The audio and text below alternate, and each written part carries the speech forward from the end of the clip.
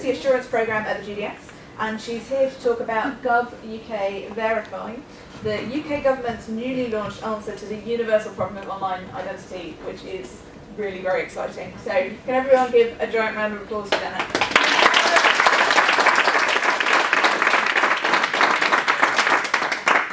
Hello. Hello. I'm Janet. I'm ridiculously excited and very proud to be talking about this thing that I'm about to show you, because we very recently achieved something that quite a lot of people thought we were never going to achieve, which is that we have built a service which can verify your identity to a new level of confidence that previously could only be done if we met you or sent you something in the post or spoke to you on the telephone. So we've done that. We're at the beginning of a journey though. We've got a long way to go.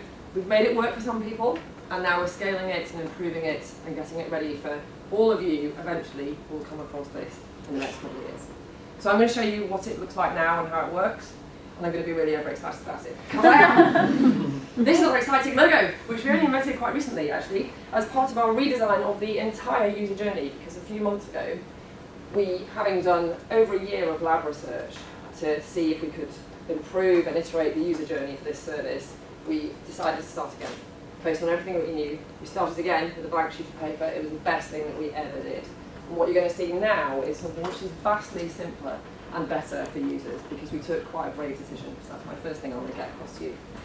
So, the problem we're trying to solve is very clear and quite carefully defined. And that's because when you work in the area of security and identity and technology, everyone wants you to solve all of the problems.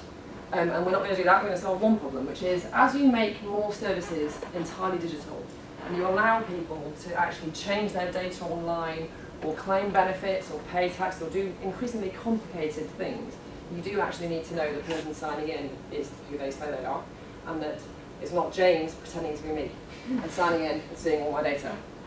So, as we transform new services, we need to be able to allow people to do this digitally though. Not a lot of point having digital services if in order to use it, you have to go somewhere to prove who you are first.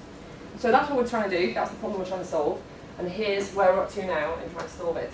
Are you excited yet? So let's say you've turned up to renew your driving licence, which you can do now online, but only if you are using the same address. You can't use it if you're using a new address, which you will be able to do eventually. You need to verify your identity. This is our very exciting new user experience, vastly simpler than it used to be, because we took a great decision. So let's say it's the first time you've ever verified your identity online, which it will be for most people for some time to come. You are going to go through this journey, and it's going to get you to understand two things which are weird about this service, and new and novel. First one is verifying your identity online. That's new. People are not used to doing that. Second one is we're going to ask you to choose a provider, which is also a very unusual way to provide a government service. So these screens that I'm showing you now, I'm going to flick through them quick, help you choose a provider you're going to be able to get on with, and get you comfortable with what's going to happen next. And we can prove that with the data from our user research. Some of these screens help you understand if this is going to work for you right now or not, because we've built a thing that works for most people. And to use it, you need a driver license or passport, and you need to have some sort of digital evidence that exists that you're real. Because otherwise, in order to tell that you're real, we'll have to meet you. So at the moment, if you're under 19 or you've just moved to the UK, it's unlikely you're going to have all those things, so you need to use an alternative method to access that service. But if you have got them, you can in 10 minutes register online. This is what happens if you haven't got those things. You get a message saying, here's what you do instead.